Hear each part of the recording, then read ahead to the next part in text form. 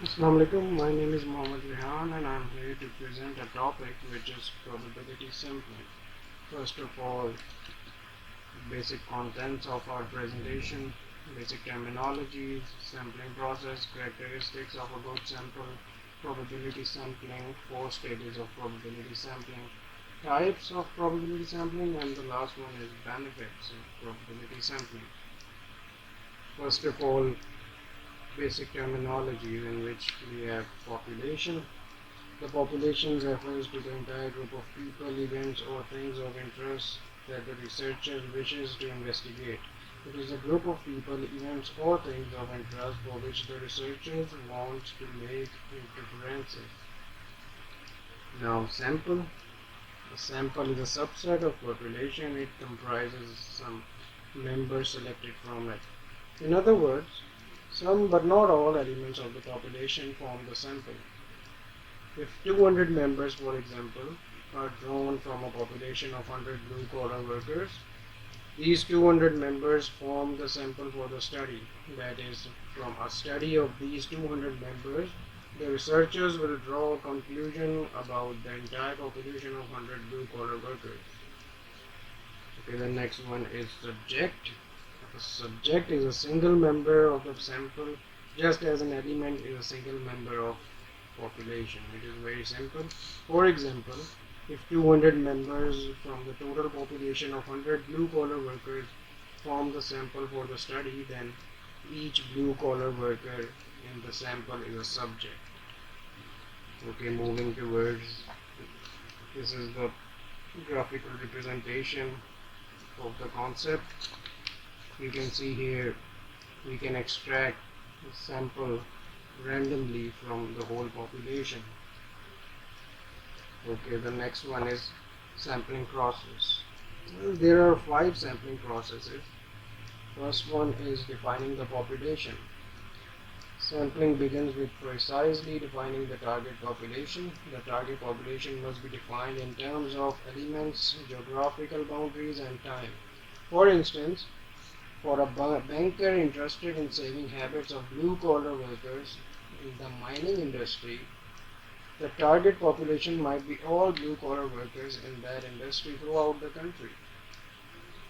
Okay, the second one is determining the sample frame. And this is a very important concept. The sample frame is a physical representation of all the elements in the population from which the sample is drawn. The payroll of an organization would serve as a sampling frame if its members are to be studied. Likewise, the university registry containing a listing of all students, faculty, administration, and support staff in the university during a particular academic year or semester could serve as a sampling frame for the study of the university population. Or another example is a roster of class students could be the sampling frame for the study of students in a class. The third one is determining the sample design. There are 2 major types of sampling design. One is probability sampling and the other one is non-probability sampling. We will discuss, our topic is probability sampling, and we will discuss in detail. First, in probability sampling, the elements in the population have some known non-zero chance of probability of being selected as sample subjects, while in non-probability sampling, the elements do not have a known or predetermined chance of being selected as subjects. Probability sampling designs are used when the representatives of the sample is of importance in the interest of wider generalizability. When time or other factors rather than generalizability become critical, non-probability sampling is generally used. And determining the sample size, or you can say appropriate sample size, in which we have the research objectives, the extent of precision desired, the acceptable risk in predicting the level of precision, the amount of variability in the population itself, the cost and time constraints, in some cases the size of population itself. And the last step is execute the sample process, which is completing the above 4 steps is the execution of sample process. Now going towards the characteristics of a good sample, we have some characteristics in which a true representative of the population, free from error due to bias, adequate in size for being reliable, units of sample should be independent and relevant, units of sample should be complete, precise and up to date, free from random sampling error, and the last one is avoiding substituting the original sample for convenience. Okay, now probability sampling. Well, probability sampling, as far as probability sampling is concerned, when elements in the population have a known non-zero chance of being chosen as subjects in the sample, we resort to a probability sampling design. Probability sampling can be either unrestricted simple random sampling or restricted complex probability sampling in nature. Okay, there are four basic types of probability sampling, in which we have simple random sampling, systematic random, stratified random, and the last one is cluster sampling. It has another type which is double sampling. I will discuss it later. First of all, this is the graphical representation of all four types of probability sampling. Now, one by one I will explain it. First of all, simple random sampling. Simple random sampling, here all members have the same chance of being selected. Random method provides an unbiased cross section of the population, which means sorry, every element in the population has a known and equal chance of being selected as a subject. Simple random sampling has a least bias and offers the most generalizability. However, this sampling process could become cumbersome and expensive. And the second one is, well, you can see the diagram in which you understand the whole concept. Here you can see we can randomly pick samples from the whole population. Let's say, as I've given an example in this slide, around 400 children, there are 400 children, we have to pick 50 as a sample, so we can pick it randomly, just like this. Okay, going towards the systematic random sampling. The systematic random sampling design involves drawing every nth element in the population, starting with a randomly chosen element between 1 and n. Well, this is the example. If we have 5 persons,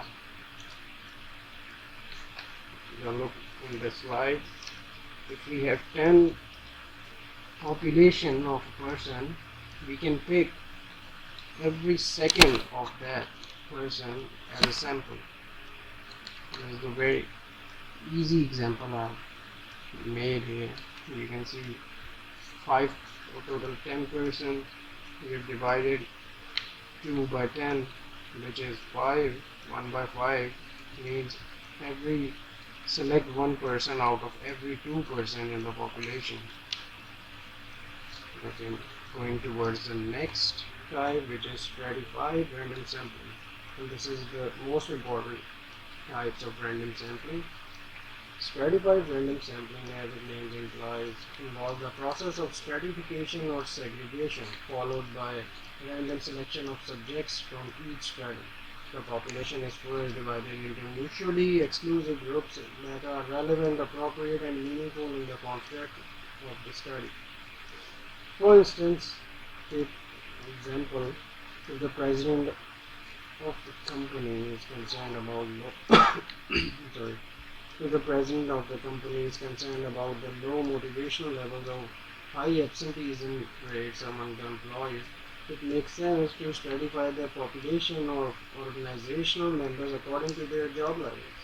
When the data are collected and the analysis is done, we may find that, contrary to the expectation, it is the middle level managers, not the low level but the middle level managers, that are not motivated. This information will help the president to focus on action at the right level and devise the better methods to motivate this group. Well, you can understand easily in this picture Now this is a graphical representation of the stratified random sampling, in which we have total population, and we have divided the population into a strata or groups in a symmetrical way, and then we have taken single sample from each population. Okay, moving towards the cluster sampling, which is a very important type. Cluster samples are the samples gathered in groups or chunks of elements that ideally are natural aggregates of the elements in the population. In cluster sampling, the total target population is first divided into clusters, then a random sample of cluster is drawn, and for each selected cluster, either all the elements or a sample of elements are included in the sample. It is also called area sampling, which is in this case clusters consist of geographic areas such as countries, city blocks, or particular boundaries within a locality. Area sampling is less expensive than most of the probability sampling designs. However, the cluster sampling exposes itself to greater bias and is the least generalizable of all the probability sampling, which is the drawback of cluster sampling, and is not very common in organizational research. At last, we have double sampling. It is a subtype of cluster sampling, a sampling design where initially a sample is used in a study to collect some preliminary information of interest, and later a subsample of this primary sample is used to examine the matter in more detail. You can see in the example we have taken a sample from different chunks or groups. This is the example of cluster sampling. And at last we have benefits: the absence of systematic error and sampling bias, high level of reliability in research of findings, increased accuracy of sampling error estimation, and the possibility to make inferences about the population. This is the whole summary of the types of probability sampling.